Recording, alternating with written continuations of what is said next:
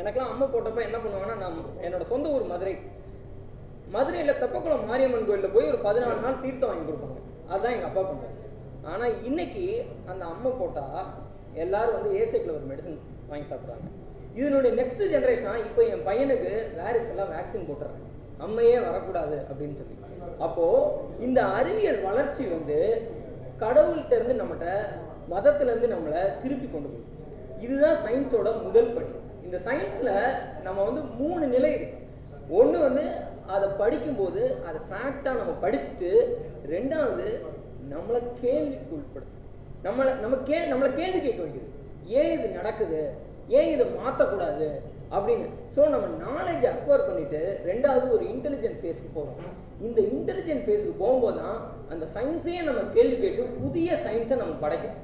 அப்போ இந்த சயின்ஸை கேள்வி கேட்குறதும் ஒரு காமன் மேனை இந்த சயின்ஸை பற்றி ஒரு அதை பற்றின ஒரு அறிவு இல்லாத ஒரு மனிதரையும் சயின்ஸை நோக்கி கொண்டு வர்றதுக்கு இந்த கேள்வி கேட்குற ஒரு நம்மளுடைய புத்தி தான் பயன்படுது.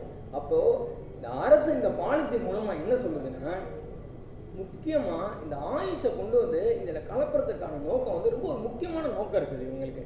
என்னன்னா, இந்த 2024 டிசம்பரில் கேள்வி கேட்குறாங்க பார்லிமெண்ட்டில், எத்தனை ஆயுஷ் ப்ராக்டிஷனர்ஸ் தான் இந்தியாவில் இருக்காங்க அப்படின்னா, குவாலிஃபைடு ப்ராக்டிஷனர்ஸ் 1.5 லட்சம் பேர், அன்குவாலிஃபைடு ப்ராக்டிஷனர்ஸ் 1.5 லட்சம் பேர், மொத்தம் 3 லட்சம் பேர் தான் இருக்காங்க.